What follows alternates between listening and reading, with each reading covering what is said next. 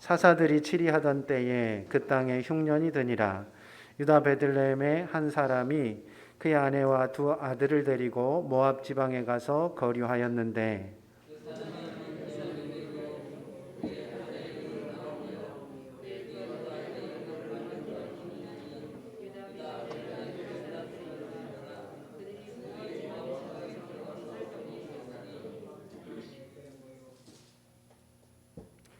나오미의 남편 엘리멜렉이 죽고 나오미와 그의 두 아들이 남았으며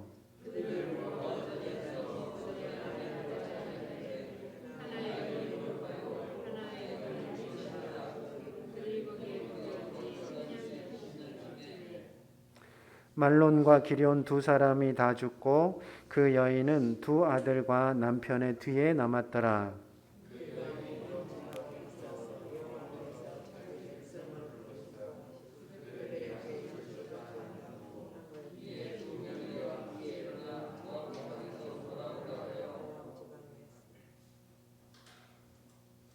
천천히들 읽으십시오. 있던 곳에서 나오고 두 며느리도 그와 함께하여 유다 땅으로 돌아오려고 길을 가다가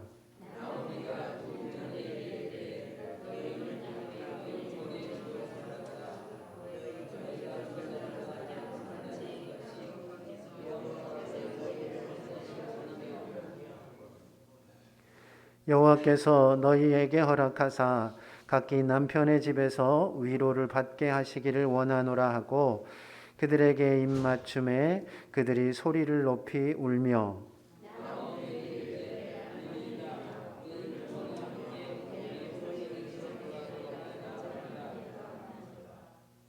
나오미가 이르되 내 딸들아 돌아가라 너희가 어찌 나와 함께 가려느냐 내 태중에 너희의 남편 될 아들들이 아직 있느냐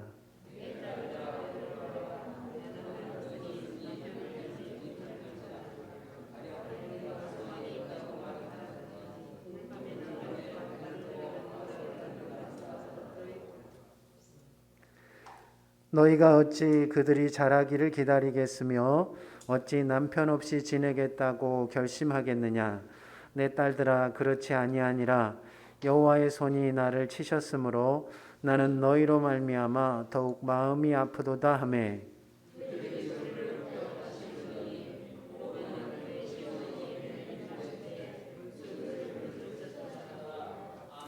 아멘. 예, 오늘부터 5월이 시작이 되었습니다. 5월 1일이죠. 내일부터는 마스크도 이제 해제를 한다고 하더군요. 아주 그냥 해방의 날입니다. 실내에서는 계속 쓰는 거죠? 네. 네. 응? 네, 그렇대요. 그리고 50인 이상 모인 곳에서는 또 써야 한다고 하니까 저희는 500명이나 모였으니까 예배 끝날 때까지 잘 쓰시기 바랍니다. 5월은 가정의 달입니다. 그래서 교회에서도요, 첫째 주는 어린이 주일, 그리고 둘째 주는 어버이 주일, 셋째 주일은 청년 주일 혹은 스승의 주일로 지킵니다. 그러다 보니까 5월이 되면 매년 듣는 설교들이 항상 비슷한 주제가 반복이 됩니다. 어린이 주일에는 어떤 설교를 듣습니까? 어린이를 인격적으로 대우하십시오. 그 아이도 당신과 같은 사람입니다. 라는 이야기를 듣고요. 어버이 주일에는 어떤 설교를 듣습니까? 어버이를 공경하십시오. 하나님이 기뻐하시고 거기에 복이 있습니다. 이런 설교를 듣게 되어집니다. 그러다 보면 이게 매년 또 반복해야 되니까 이 목사로서는 사실 이제 어떤 설교를 해야 하나 이런 고민들을 많이 하게 되어집니다. 제가 전에 부교역자로 있던 교회에서요 주일 오후 예배 어버이 주일에 오후 예배 설교를 했는데요. 그날따라 아멘이 정말 많이 나왔습니다. 제가 뭔 말만 하면 사람들이 다 아멘. 저희 교회에서는 한 번도 들어보지 못한 마음 깊은 아멘 있죠. 저희 교회 아멘은 어떻습니까? 아멘 이렇게 하잖아요. 마음이 안 담겼어. 근데 그때 그 아멘은 어떻냐면 아멘 이런 아멘이었어요. 정말로 온 마음을 담아서. 그래서 오늘은 내가 정말 설교를 잘했나 보다 하고 예배가 끝나고 이렇게 나가봤더니 아멘을 그렇게 깊숙하게 한 이유가 있었어요. 뭐냐면 오후 예배는 젊은이들이 잘 참석을 안 해요. 다 어르신들만 참석을 한 거죠. 그런데 그 어르신들한테 효도하라고 그랬으니 얼마나 그 어르신들의 마음에 기꺼웠겠어요. 자녀들한테 효도하라는 이야기를 하니까 자녀들이 있든 말든 너무너무 좋아서 다들 아멘을 하신 거예요. 그래서 그런가 보다 하고 예배를 마치고 이렇게 나가는데 담임 목사님, 사모님이 저한테 그러시는 거예요. 이게 자녀들한테 해야 하는 설교를 어버이들한테 하시네요. 제가 그 얘기를 듣고 이게 참 곤란하다 하는 생각을 했습니다. 그래서 제가 올해도 굉장히 고민을 하다가 어떤 말씀을 좀 같이 나눌까 고민을 하다가요. 사실은 다른 말씀을 하나 준비를 했습니다. 어린이 주일 말씀으로 준비를 하나 했는데 아무래도 마음이 시원찮아서 다시 막 고민하고 하다가 올해는 룻기를 함께 같이 좀 살펴보면 좋겠다라고 결정을 했습니다. 왜냐하면 이 룻기가요, 희망이 없던 한 가정이 어떻게 다시 희망을 회복하게 되어졌는가에 대한 이야기이기 때문에 그렇습니다. 그래서 5월 아마 5주가 되어질 텐데 5주 혹은 4주 동안 이 룻기의 말씀을 통해서 우리의 마음속에 다시 하나님께서 새롭게 하시는 희망, 우리의 가정을 새롭게 하시는 그 은혜들을 경험해 보았으면 좋겠습니다. 룻기를 못 읽어보신 분들도 계시니까 잘 아시는 분들도 계시지만 안 그런 분들도 계시니까 간략하게 제가 줄거리를 소개하자면 이렇습니다. 엘리멜렉이라는 사람이요, 흉년을 피해서 모압 땅으로 자기의 아내 나오미와 두 아들을 데리고 이사를 가게 됩니다. 아마 잠깐 동안 흉년을 피해서 있으려고 간 것 같아요. 그런데 그곳에서 살다 보니까 두 아들이 그곳에서 모압 여자들과 결혼을 하게 되어집니다. 그렇게 며느리 둘을 얻었는데 그 중에 큰 며느리가 룻이고 둘째 며느리가 오르바입니다. 이 큰 며느리의 이름, 룻의 이름을 따서 룻기라는 성경의 제목이 정해진 거죠. 그런데 그렇게 살던 어느 날 엘리멜렉이 죽고 그 두 아들도 다 죽게 되어집니다. 결국 과부만 셋이 남은 거죠. 그래서 도무지 살아갈 길이 없어서 이 과부 셋이 다시 이스라엘 땅으로 돌아오기를 합니다. 왜냐하면 이스라엘의 흉년이 끝났다는 이야기를 들은 거예요. 거기 가면 살겠다 싶어서 돌아오는데 둘째 며느리는 따라오지 않고 큰 며느리만 따라옵니다. 지극정성으로 이 시어머니를 잘 모신 룻이요, 좋은 남자를 만납니다. 나오미의 아들은 아니었지만 보아스라는 좋은 남자를 만나는데요, 그렇게 해서 새로운 가정이 일궈지고 그렇게 해서 낳은 아이가 누가 되냐면 다윗 왕의 할아버지가 되어집니다.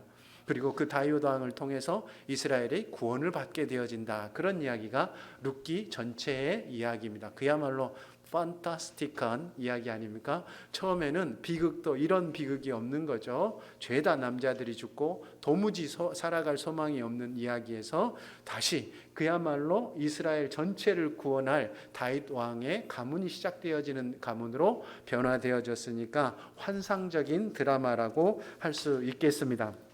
그렇지만 정작 룻의 이야기를 처음 읽는 이스라엘 사람들은요, 이 이야기를 듣고 전혀 다른 느낌을 가졌을 겁니다. 왜냐하면 이 룻이 모압 여인이기 때문에 그래요. 룻의 출신이 문제가 되어지는 겁니다. 신명기 23장 3절 6절 말씀을 제가 읽어드릴 텐데 잘 들어보십시오.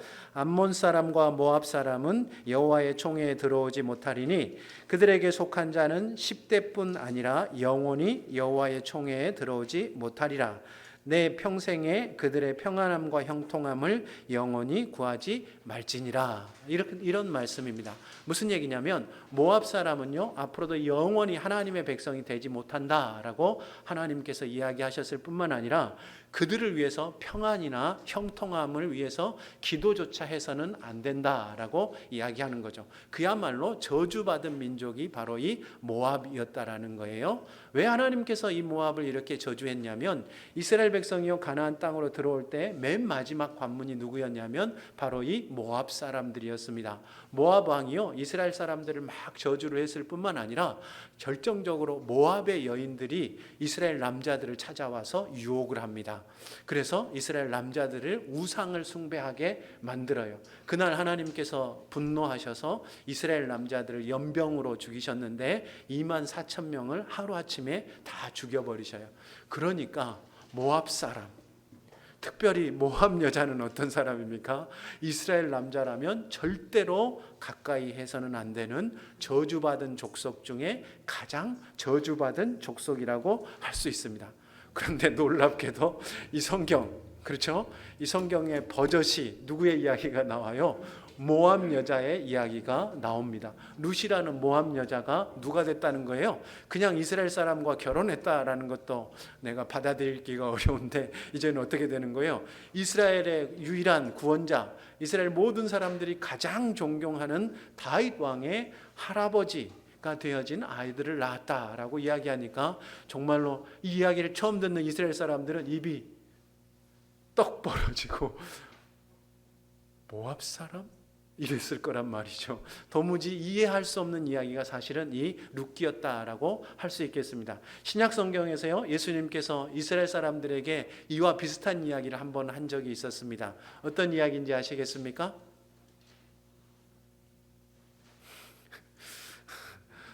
그냥 제가 하겠습니다. 여러분의 협조는 구하지 않겠습니다. 그냥 뭐 알아서 하십시오. 예수님이 하루는 강도 만난 사람의 이야기를 사람들에게 들려줍니다. 그죠? 예루살렘에서 어떤 사람이 여리고로 내려가다가 강도를 만납니다. 그래서 거반 죽게 된 것을 강도가 모든 것을 빼앗고 버리고 달아납니다. 그런데 그 옆을 누가 지나가요? 제사장이 지나가고 레위인이 지나갑니다. 그런데 자기들도 강도를 만날까 봐 뜨거워라 하면서 무서워서 피해서 달아납니다. 그런데 사마리아 사람이 그 옆을 지나가다가 이 강도 만난 사람을 도와주고 자기의 나귀에 태워서 여관에 데려다 주면서 이 사람을 치료해 주라고 이야기합니다. 나중에 돌아올 때 만일에 치료비가 더 들었으면 내가 그것도 다 내겠다 이야기를 하고 갔다라는 거예요. 그 얘기를 듣자마자 이스라엘 사람들은 입이 떡 벌어져서 다물어질 줄을 몰랐습니다. 우리야 참 착한 사람이다 라고 생각하지만 이스라엘 사람들의 입이 떡 벌어지는 이유는 뭐였겠습니까? 그렇게 도와준 사람이 사마리아인이었다라는데 바로 그들의 입이 떡 벌어졌습니다. 사마리아 사람들이 어떤 사람들입니까? 이방 사람들과 결혼한 이스라엘 사람들의 후예예요. 우리로 이야기하자면 나쁜 말인데 튀기. 옛날에 우리 튀기라 막 이랬잖아요. 그죠? 외국 사람들은 그냥 외국 사람이니까 그런가 보다 하지만 튀기는 우리가 어떻게 생각했어요? 저것들이라고 생각을 했다라는 거예요. 민족적으로 뿐만 아니라 이 사람들이 우상을 숭배한다고 이스라엘 사람들이 생각을 했어요. 그래서 절대로 상종하지 못할 사람으로 이 이스라엘이요 이 예루살렘에서 이 갈릴리로 올라가려면 이 사마리아를 반드시 지나가야 하거든요. 그런데 이 사마리아 땅에 가기가 싫어서 옆으로 요단강을 건너서 위로 쭉 올라간 다음에 다시 갈릴리로 넘어갔어요. 얼마나 이 땅의 사람들을 싫어했는지 아시겠죠? 당연히 사마리아 사람들도 이스라엘 사람들을 몹시 혐오했다라는 거예요. 그런데 예수님께서 정말로 착한 사람, 제사장과 레위인보다 착한 사람을 누구로 들었다라는 거예요? 사마리아 사람으로 이야기를 들은 거예요. 그래서 그 사람들의 입이 떡 벌어졌다라고 이야기할 수 있습니다. 그러니까 이 룻기는요 구약에 나와 있는 선한 사마리아 사람의 이야기라고 할 수 있습니다. 그러니까 룻기를 시작하기 전에 우리가 기본적으로 룻기를 대해서 가져야 하는 가장 바탕인 마음이 뭐냐면 이런 겁니다. 룻기의 이야기 속에서 하나님이 얼마나 자유롭게 역사하시는 분인지를 우리는 분명하게 깨달아야 하는 거예요. 우리는 이렇게 생각하지 않습니까? 어떻게 모압 여인을 통하여서 다윗 왕을 보낼 수가 있어? 라고 말할지 모르지만 하나님께서는요 우리가 그렇게 생각하는 사람, 저 사람은 도무지 저 사람은 하나님의 일하고는 가까이 갈 수도 없고 저런 인간을 통해서는 어떤 일도 할 수 없어 라고 했던 그 사람을 통해서도 하나님께서 얼마든지 일하실 수 있다라는 것을 우리가 분명하게 깨달아야 하는 것입니다. 이게 뭡니까? 솜씨가 서툰 목수가 연장 타령을 하죠. 명장은 절대로 연장 타령을 하지 않습니다. 오늘 아침에 보셔서 아시겠지만 저쪽에 주방이 굉장히 분주했습니다. 유부초밥을 만드느라고 굉장히 분주했는데요. 그 모든 일의 원흉은 접니다. 권사님은 밥을 맛있게 하려고 쌀을 잘 불려놨는데 제가 그 불린 쌀에다가 그냥 맨쌀에 붓는 양만큼의 물을 싹 넣었어요. 그랬더니 이게 밥이 되겠습니까? 안 되겠습니까? 밥이 안 되는 거예요. 그래서 제가 그랬어요. 밥솥이 문제네. 그래가지고 압력밥솥에 그대로 옮기고 조그만 이 전기밥솥에 옮겨가지고 하다 보니까 굉장히 늦은 거예요. 그래도 멀쩡하게 이 밥이 심폐소생이 안 돼가지고 이영순 권사님이 야 쪄라 그래가지고 결국 이렇게 밥을 이렇게 쪄가지고 겨우 만들었어요. 여러분 오늘 밥이 굉장히 맛있을 겁니다. 유부초밥이. 그런데 혹 여러분의 입맛에 안 맞으면 다 누구 때문이에요? 목사님 때문이 아니고 밥솥이 문제인 거예요. 이 양반들이 이렇게 믿음이 없나? 항상 솜씨가 서투른 이 목수는 연장타령을 하는 거예요.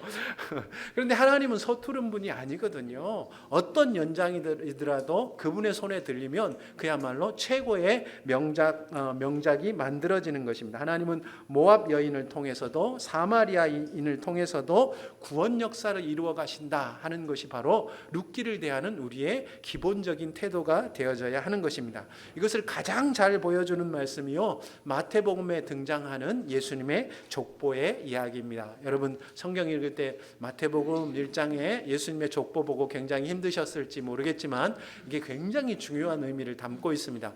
예수님의 족보에는요 여자 이름이 4명이 등장합니다. 다말, 라합, 룻 그리고 바세바 4명이 등장합니다. 다말은 누굽니까? 시아버지를 속여서 시아버지와 잠자리를 해서 아이를 낳은 못된 며느리입니다. 라합은요 기생이었고 룻은 여러분이 다 지금 들었던 것처럼 모압 여인입니다. 바세바는 누굽니까? 다윗이요 자기의 정욕을 이기지 못해서 부하를 죽이고 뺏은 부하의 아내입니다. 정말로 못된 사람들의 이름만 이 4명이 예수님의 족보에 아주 보석처럼 첨첨첨첨 박아놓은 거예요. 왜요? 왜 그랬을까요? 우리라면 어떻게 해야 되겠습니까? 우리의 족보에 아주 유명한 사람을 써야죠. 양씨 가문에 제일 제가 올리고 싶은 조상이 누굽니까? 아무리 찾아봐도 없더라고요. 그래서 제가 양만춘 장군을 저희 족보에 위에 올렸어요. 근데 나중에 공부하다 보니까 양씨가 우리랑 다른 양씨대요 한 분이 중국 양씨입니다. 그래서 그때부터는 양만춘 장군을 오랑캐 양씨라고 부르기 시작했습니다. 사람이. 자 넘어가고요. 중요한 것은 왜 이렇게 빼도 시원찮은 사람을 이 4명의 이름을 이 여인의 이름을 예수님의 족보에 올려두었느냐라는 거예요. 그것은 바로 하나님께서 얼마나 자유로우신 분인지를 우리에게 보여주는 것입니다. 죄로 점철된 콩가루 집안을 통하여서도 하나님께서는 우리를 구원할 예수 그리스도를 보내실 수 있는 분임을 말씀해 주는 것입니다. 그 역사하심에 있어서 하나님께는 어떠한 제한도 없으신 분이다라는 거죠. 문제는요 하나님께서는 이렇게 자유로우신데 죄에 물든 사람은 점점 더 이 자유를 좁히고 제한하며 살아간다라는 겁니다. 심지어는요 우리의 알량한 지식으로 하나님조차 우리 마음대로 이렇게 제한해 버리려고 한다는 거죠. 마치 우리가 뭐라도 되는 양 우리를 지으신 하나님에게 하나님 이렇게 하셔야 되는 게 아닙니까? 제가 이 정도 했으면 하나님이 저를 도와주셔야 하는 게 아닙니까? 하나님이 선하신다면 이 세상에 이렇게 많은 고통과 아픔을 주시지는 않아야 하지 않습니까? 하나님이 계시다면 도대체 어떻게 그럴 수 있습니까? 라고 자기들 마음대로 하나님을 이렇게 제한하려고 한다라는 거죠. 그런 버릇은요 사람들한테도 똑같이 이어집니다. 우리는 사람을 대할 때 이렇게 얘기하는 거예요. 그놈의 자식은 글러먹었어. 우리가 그 사람을 알면 도대체 얼마나 안다고 그렇게 한마디로 정죄하고 판단해 버리겠습니까? 심지어 어떤 사람들은요, 자신의 인생까지도 그렇게 단정지어 버립니다. 운명이니 팔자니 하는 말들이 다 이런 생각에서 나오는 거예요. 자기의 인생을 스스로 실패한 인생이다, 실패한 팔자다, 복이라고는 지지리도 없는 팔자이고 저주받은 인생이다라고 스스로 단정지어 버리고는 모든 것을 포기한 사람처럼 마지못해 사는 사람들처럼 살아가고 있는 것입니다. 그렇지만 모든 것이 끝난 것처럼 운명이니 팔자니 하는 것은 부족한 우리의 생각에서 나온 섣부른 판단일 뿐 전혀 우리의 인생과는 관계없는 것입니다. 자유로우신 하나님께서 만드신 우리의 인생, 이것이 어찌 운명이나 팔자로 묶여 있을 수가 있겠습니까? 하나님은 절대로 자유로운 하나님이 우리를 그렇게 묶이게 만들지 않는다라는 거죠. 혹여 죄에 매여 사는 사람들이라면 그런 말이 옳을지 모르겠지만 자유로우신 하나님의 자녀들인 우리는 절대로 우리의 삶에 그러한 제한이 있을 수가 없다는 것 여러분 꼭 기억하셨으면 좋겠습니다.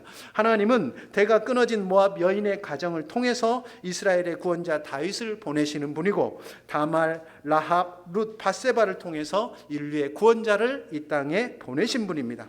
그런 하나님이 우리 하나님이신데 어떻게 우리가 우리의 인생이 끝났다고 우리와 우리의 가정에는 더 이상 소망이 없다라고 말할 수 있겠습니까? 우리가 인생을 얼마나 낭비해 왔든지 얼마나 많은 실수와 잘못으로 우리의 인생을 망쳐왔든 상관없이 전능하시고 자유로우신 하나님을 붙들면 언제든지 우리에게 하나님께서는 새 소망을 주시고 우리와 우리의 가정을 기쁨으로 회복해 주실 줄 믿으시기를 우리 주님의 이름으로 축원합니다. 아멘. 하나님께서는 반드시 그러실 것입니다. 이제 우리가 말씀을 좀 더 자세히 살펴보도록 하겠습니다. 1절, 2절 말씀 우리 함께 읽습니다. 1절, 2절입니다. 시작. 사사들이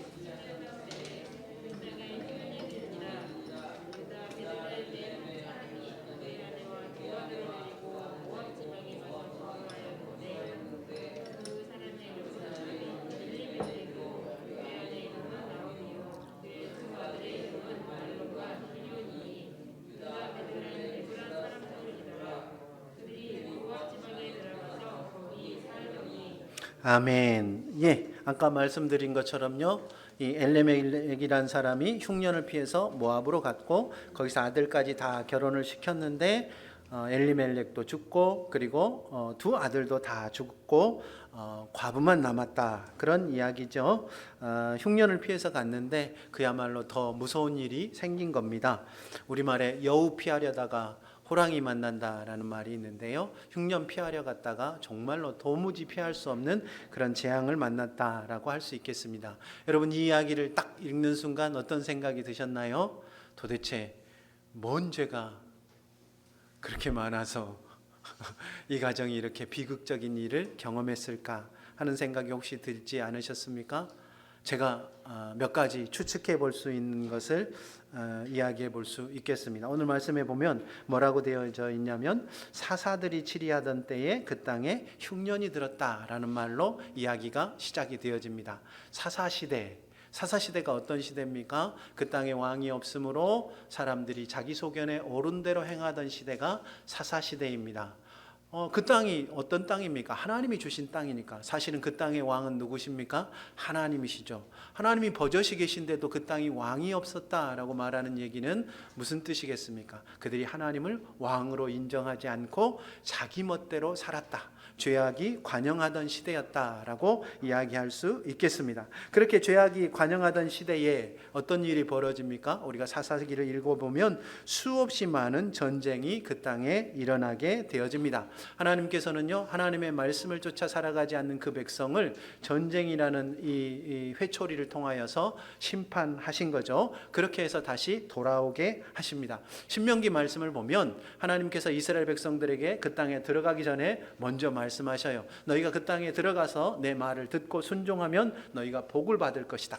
여러분 좋아하는 것, 나가도 복을 받고 들어와도 복을 받고 들에 나가도 복을 받을 것이다 라고 말씀을 주시죠. 그런데 너희가 불순종하면 나가도 저주를 받고 들어와도 저주를 받고 이야기하는 거예요. 그래서 그 저주의 내용이 크게 세 가지입니다. 하나는 전쟁, 그 다음에 기근, 또 하나는 질병. 이 세 가지로 하나님께서 그들을 치시겠다라고 말씀하셨어요. 그러니까 지금 오늘 말씀에요, 사사들이 다스리던 시대에 그 땅에 흉년이 들었다라는 말은 어떤 뜻이겠습니까? 이스라엘 백성들이 죄를 범함으로 말미암아 그 죄로 인해서 하나님께서 그 땅을 심판하셨다라는 그런 배경의 이야기가 있다라고 생각해 보시면 되겠습니다. 거기다가 이 가정은 흉년을 피해서 어디로 갔습니까? 모압으로 건너갔습니다. 물론 흉년이 왔으니까 잠깐 동안 그것을 피할 생각이었을 겁니다만은 여러분이 읽었던 성경을 한번 떠올려 보세요. 흉년이 왔다고 다른 곳으로 약속의 땅을 떠난 사람들의 이야기가 생각나지 않습니까?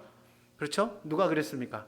아브라함이 그랬고 이삭이 그랬습니다. 흉년이 왔다고 약속의 땅을 떠난 사람들의 결과가 어떻게 됩니까? 아브라함과 이삭이 다 똑같은 죄를 저질렀는데 살아남으려고 어떻게 했어요? 아내를 누이라고 속이고 거짓말하며 살았습니다. 그렇죠? 바로 죄를 지을 수밖에 없는, 그러니까 흉년이라고 약속의 땅을 떠난 사람들은 죄를 지을 수밖에 없는 환경으로 내몰리고 결국 그것을 통해서 가정이 크나큰 위기를 맞이하는 거예요. 자기 아내를 뺏기는, 가정이 완전히 깨지는 그런 상황으로 내몰렸다라고 할 수 있겠습니다. 그래서 오늘 말씀에 나온 이 가정도 그런 상황으로 내몰립니다. 흉년을 피해서 모압으로 왔는데 그 모압에서 자기 아들들에게 누구를 얻어준 거예요?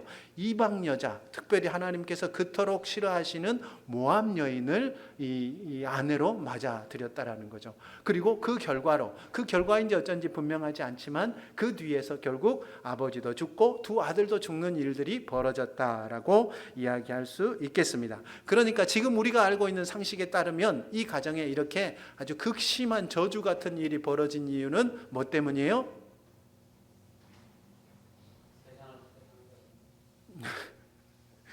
죄 때문이다, 이런 이야기를 하기가 굉장히 쉽겠습니다. 그런데 정말로 그럴까요? 구약 성경에서는요, 하나님의 백성이 죄로 인해서 하나님께서 그 백성을 심판하실 때는 반드시 그 백성을 심판하는 이유에 대해서 미리 경고하시고 말씀하신 연후에야 그 백성을 심판하십니다. 그런데 오늘 말씀에 보면 이 사람들이 아주 극심한 죄악이 그들 가운데 극심한 어려움이 발생했는데요, 하나님께서 이 가정에 너희가 죄로 말미암아 심판을 받을 것이다 라고 말씀하고 계시는 장면이 등장하나요? 등장하지 않나요? 등장하지 않는 겁니다. 그 얘기는요, 적어도 이 가정이 이렇게 어려움을 당하게 된 근본적인 이유는 그 바탕까지 쭉 따라가면 결국 그 시대가 악하고 또 그들의 마음속에 시대의 악함에 물든 그런 것이 있을지는 모르지만 적어도 그들이 명확한 특정한 죄로 말미암아 이런 심판이 그 가정에 임한 것은 아니었다라는 것을 우리가 명확하게 이해해야 됩니다. 만일 그렇게 성경을 읽어야 한다면 성경이 그렇다라고 우리에게 써주었을 거예요. 이들이 죄를 지었기 때문에 이렇게 심판을 받은 것이다라고 우리가 그렇게 읽도록 성경이 이야기를 했을 거예요. 그런데 성경이 그렇게 이야기하지 않는다라는 것은 그렇게 읽지 말으라는 뜻이에요. 혹시 우리가 그런 마음이 들더라도 그렇게 읽어서는 안 된다라는 거죠. 왜 그렇다면 이렇게 그래도 은근하게 그런 일들이 있었다라고 말했겠습니까? 이거는 아마 이런 의미일 겁니다. 그 죄악에 가득한 사사시대를 살아가는 사람들, 그리고 그 속에 살아가다 보니 나도 모르게 죄에 물들 수밖에 없는 일정 정도 나도 모르게 그렇게 묻어갈 수 있는 것들이 있잖아요. 그 속에 살아가는 삶이 어쩔 수 없이 겪게 되어지는 삶의 질곡이었다라고 할 수 있겠습니다. 그러니까 그 시대가 다 악하기 때문에 이 가정이 이렇게 어려운 일을 당한 것은 특별히 이 가정이 약해서 그런 것은 아니다, 죄 때문에 그런 것은 아니다라는 분명한 결론을 우리가 가지고 있어야 하는 것입니다. 여러분 이거를 잘 들으셔야 돼요. 우리의 삶에요, 굉장히 어려운 일들이, 고통스러운 일들이 일어납니다마는 그것이 우리가 뭔가를 잘못해서 하나님 앞에 죄를 지어서 그런 것만은 아니라는 것을 꼭 기억해야 돼요. 우리가 이 세상 살아가면서 죄 가운데 이 가득한 세상을 살아가다 보면 어쩔 수 없이 우리가 겪게 되어지는 고통과 어려움이 있는 거죠. 욥을 한번 생각해 보십시오. 성경은 욥이 하나님을 경외하고 악에서 떠난 사람이라고 분명하게 말합니다. 그런데도 욥은 자식들이 다 죽죠. 그리고 재산을 다 잃어버리게 되죠. 자신의 건강까지도 다 잃어버립니다. 죄와는 아무런 관련이 없는, 도무지 이유를 알 수 없는 고난이 욥의 삶 가운데 일어나는 거죠. 성경이 왜 욥기를 우리 가운데 주었겠습니까? 우리의 인생 살아 가운데 일어나는 고난 중에는 그런 고난도 있다라는 것을 우리에게 분명하게 알려주는 거예요. 죄 때문에 너희가 잘못해서 생긴 고난만 있는 것이 아니다라고 분명하게 이야기해야 우리가 이해할 필요가 있는 것이죠. 그러니까요, 우리가 그렇게 고통받는 사람들을 당하여 보면서, 어려움 당하는 사람들을 보면서, 혹은 우리 스스로가 어려움을 당할 때 욥의 친구들처럼 너가 뭔가 잘못해서 그런 것이다 라고 욥을 정죄해서는 안 된다라는 거죠. 나오미의 가정의 비극을 보며 흉년을 피해 약속의 땅을 떠난 것, 모압 여인과 결혼한 것을 정죄하기에 앞서서 죄로 물든 시대를 살며 고통당할 수밖에 없는 그 가정의 아픔을 함께 공감하는 것이 훨씬 더 중요하고 선행되어져야 하는 일이라는 거예요. 뭐 때문에 잘못되어졌는지 그 얘기를 하기 전에, 혹은 그 얘기를 하지 말고 오히려 그의 아픔을 함께 헤아려 주는 것이 필요하다라고 말씀드리는 것입니다. 아픈 사람을 보면요, 머리가 아니라 뭐가 반응해야 돼요? 마음이 반응해야 한다라고 이야기하는 거예요. 여러분, 어려운 사람 보면 머리가 반응하십니까? 마음이 반응하십니까? 지금까지 머리로 반응하는 사람들이요, 저거 도와줘봐야 또 그 모양이지. 도대체 저렇게 게으르니까 저 모양 저 꼴이지. 이렇게 머리로 반응하지 마시고, 그죠? 그 사람에게 그 사람이 그렇게 살 수밖에 없는 이유, 그것 찾지 마시고 뭘 찾아야 돼요? 여기. 요거로 반응하시기를 우리 주님의 이름으로 축원합니다. 룻기를 읽는 첫 번째 마음, 하나님께서 우리에게 주시는 첫 번째 마음은 바로 이겁니다. 너희가 마음으로 반응할 줄 알아라. 세상에는 어차피 우리가 살아가는 이 세상에는 늘 고통과 어려움이 가득할 것입니다. 그게 우리에게 닥칠 수 있고 우리 옆에 있는 사람들에게 닥칠 수도 있어요. 그때마다 머리로 반응하기보다는 먼저 마음으로 반응해라. 그것이 룻기를 통하여서 우리에게 주시는 첫 번째 말씀인 걸 기억하시고 마음으로 반응하시는 저와 여러분 되시기를 우리 주님의 이름으로 축원합니다. 아멘. 이 마음으로 반응하는 것이요, 사실은 나오미의 가정이 회복되어지는 첫걸음입니다. 우리 8절에서 10절 말씀이요, 함께 읽도록 하겠습니다. 8절에서 10절입니다. 시작.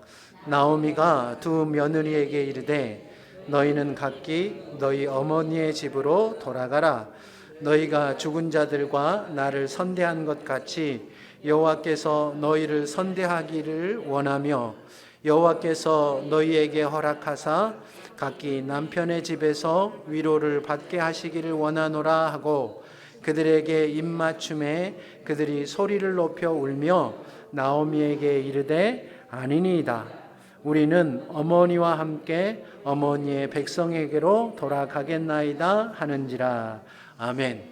살 길이 막막해진 나오미가 고향으로 돌아가려고 길을 나서면서 자신을 따라오는 두 며느리에게 말합니다. 너희 어머니 집으로 돌아가.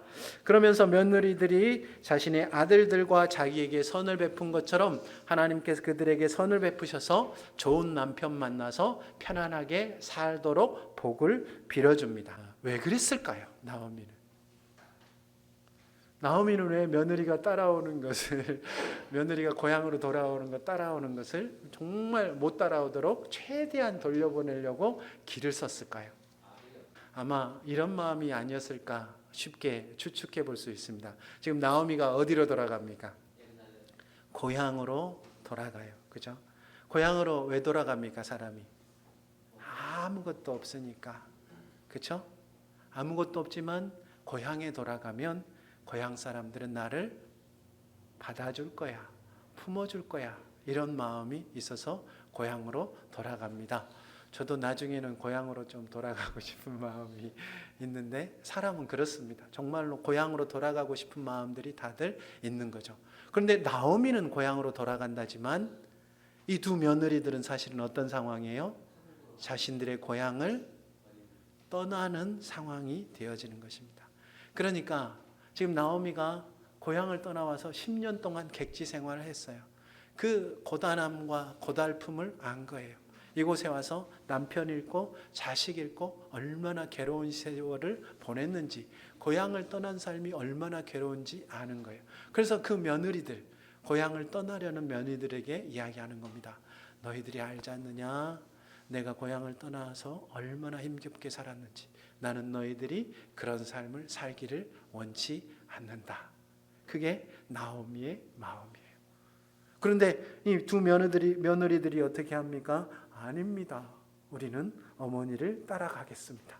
나오미는 뭐라 그래요? 나중에 어머니가 가는 곳에 나도 가고 어머니가 죽는 곳에 나도 같이 묻힐 겁니다.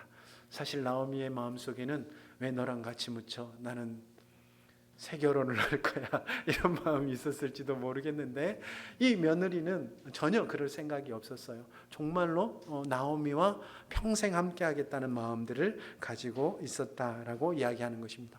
왜 돌아가려고 했을까요? 왜 어머니를 따라서 이 나오미의 고향으로 돌아가려고 했을까요? 그들의 마음도 사실은 마찬가지입니다. 어떤 마음이겠습니까? 어머니가 이 고향 땅을 떠나와서 객지에서 10년 동안 너무나 외롭게 남편 잃고 자식 잃고 살아간 그 눈물의 세월을 아는 거예요. 그걸 옆에서 가장 깊이 느끼고 경험한 사람들이 이 며느리인 거죠. 그러니까 어머니가 고향으로 돌아간다지만 고향에 들어가서 혼자 그렇게 쓸쓸히 외롭게 사는 것을 그저 두지 못하는 거예요. 내가 어머니의 삶을 어떻게 해줄 줄은 없지만 나는 어머니와 내 삶을 함께 하겠습니다 라는 마음들이 그 속에 담겨 있는 것입니다. 시어머니와 며느리들 사이에서 서로의 아픔을 못 본 채, 모른 채 하지 않는 그런 마음들이 있었던 거죠. 이 가정이요, 여러분, 지금 가진 것도 다 잃고 그리고 남편들도 다 잃었기 때문에 앞으로 장래도 잃어버리고 소망도 잃어버린 아무것도 없는 가정입니다. 근데 이 가정에 딱 하나가 있었어요. 뭐가 있었을까요? 네, 시어머니는 며느리들을 향하여서 그들을 안타까워 여기고 그들의 아픈 세월을 모른 채 하지 않는 그 마음이 있었고, 며느리도 마찬가지입니다. 시어머니가 겪었던 그 아픔들을 모른 채 하지 않는 그 마음이 있었던 거예요. 아무것도 없었는데 바로 이 마음 한 가지로 이 가정이 사실은 회복이 되어지는 것입니다. 이게 회복의 출발점이에요.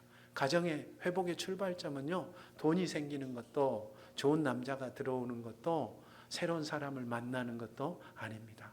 정말로 가정을 회복하는 첫 출발은요, 서로의 아픔을 모른 채 하지 않고 못 본 채 하지 않는 그 마음. 얼마나 아플까, 얼마나 힘들까 하는 그 마음이 그 과정을 회복하는 첫걸음이 되어지는 것입니다. 여기에서 두 며느리의 선택이 갈렸죠. 큰 며느리는 어떻게 합니까? 어머니를 따라가겠다고 이야기하는데, 둘째 며느리 오르바는요, 시어머니가 강권하니까 결국 다시 모압으로 돌아가는 선택을 하게 되어집니다. 그런데 큰 며느리 룻은 오늘 말씀 14절에 보면 그를 붙쫓았더라라고 이야기합니다. 붙쫓았다라는 말은요, 우리말인데요, 이게 더 바짝 달라붙었다 그런 뜻입니다. 혹여 이렇게 놓칠까봐 더 달라붙었다 그런 뜻이죠. 오르바와 룻의 차이가 뭘까요? 오르바는 시어머니의 삶을 아파하면서도 현실적인 판단을 한 것입니다. 자신이 시어머니와 함께 가도 도움이 되지 않을 거야. 어쩌면 나라도 돌아가는 것이 시어머니의 부담을 줄여주는 걸 거야. 참 지혜로운 결정입니다. 또 아마 거기에는요, 나오미와 앞으로 수십 년을 살아도 그 삶이 바뀌지 않을 것이다 라는 그런 절망으로부터 그런 결정을 했을지도 모르겠습니다. 지극히 합리적인 생각을 한 거죠. 아픔을 느끼지만 뭘로 반응한 거예요? 이 머리로 반응한 것. 그것이 바로 오르바입니다.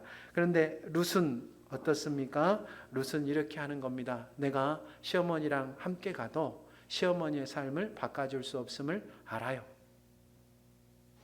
그리고 이 가정인 앞으로 소망이 없음도 알아요. 내가 무슨 도움이 되겠어? 오히려 짐이 되면 짐이 됐지 하는 마음이 있는 거예요. 그런데 룻의 마음에는 무슨 생각이 있는 거예요? 내가 아무것도 못 해드리고 혹 그에게 어머니에게 짐이 될지라도 나는 어머니와 어머니의 아픔과 함께 하겠다 하는 마음이 있었던 거예요. 나는 어머니랑 함께 울고 함께 웃을 것이다 라는 선택입니다. 마음이 이끌린 대로 룻은 쫓아갑니다. 룻이라는 말이 무슨 뜻이냐면 친구인데 여자친구입니다. 여자친구들은 어떻습니까? 남자들은 친구들 같이 붙어 안 다니잖아요. 그렇죠? 여자친구들은 어떻습니까? 이렇게 팔짱 끼고 바짝바짝 붙어갖고 다니잖아요. 룻의 결정이 바로 그겁니다. 시어머니 나오미의 아픔에 나도 함께 하겠다. 내가 해결해 줄 수는 없지만 나는 당신의 아픔에 내 삶을 함께 하겠습니다 라고 선택을 하는 것입니다. 이게 바로 가정의 회복의 출발점이 되어집니다. 그런데 사실 이 마음은요, 가정뿐만 아니라 모든 인류를 절망에서 건진 출발점이 되기도 합니다. 우리 참고 말씀 딱 하나 있죠. 빌립보서 2장 7절 8절 말씀 함께 읽겠습니다. 빌립보서 2장 7절 8절 말씀입니다. 시작. 오히려 자기를 비워 종의 형체를 가지사 사람들과 같이 되셨고 사람의 모양으로 나타나사 자기를 낮추시고 죽기까지 복종하셨으니 곧 십자가에 죽으심이라. 아멘. 예수님 이야기입니다. 예수님은 하늘 높은 곳에 계신 존귀하신 하나님이시지만 우리의 아픔을 모른 채 하실 수 없으셨습니다. 그래서 자기를 비워서 우리들과 같이 되셨고 우리의 아픔에 함께하기로 하신 것입니다. 그래서 예수님의 다른 이름이요 임마누엘, 무슨 이야기입니까? 우리와 함께하시는 하나님입니다. 하나님은 어디까지 우리와 함께하십니까? 마지막까지 함께하십니다. 우리의 마지막이 어딘 줄 아십니까? 하나님을 떠난 사람들의 마지막은 십자가입니다. 십자가에서 수치와 고통을 당하고 영원한 망각의 죽음에까지 이르는 것, 그것이 바로 모든 인류에게 주어진 이 십자가라는 운명입니다. 그런데 예수님께서는요, 그렇게 십자가에 죽어가는 우리를 그냥 혼자 둘 수 없으셨던 거예요. 그래서 예수님께서 친히 우리의 십자가에 같이 해주신 겁니다. 예수님께서 우리를 위해서 십자가를 져주셨지만 사실은 이미 우리가 십자가로 끝날 삶을 살고 있었던 겁니다. 그런데 그 십자가의 삶에, 우리의 삶의 마지막 자리에, 그 지옥의 자리에 예수 그리스도께서 함께 해주신 거예요. 그렇죠? 바로 그것으로 말미암아 우리의 삶의 회복의 열쇠가, 구원의 길이 열린 것입니다. 내가 그 사람의 아픔을 해결해 줄 수 없을지라도 그 사람의 아픔과 눈물에 함께 하겠다 결정하는 것, 그것이 우리의 삶을 회복하는, 우리의 가정을 회복하는 첫걸음임을 기억하시고 여러분의 마음으로 형제의 아픔, 자매의 아픔, 이웃의 아픔, 가족의 아픔 반응하는 저와 여러분 되시기를 우리 주님의 이름으로 축원합니다. 기도하겠습니다.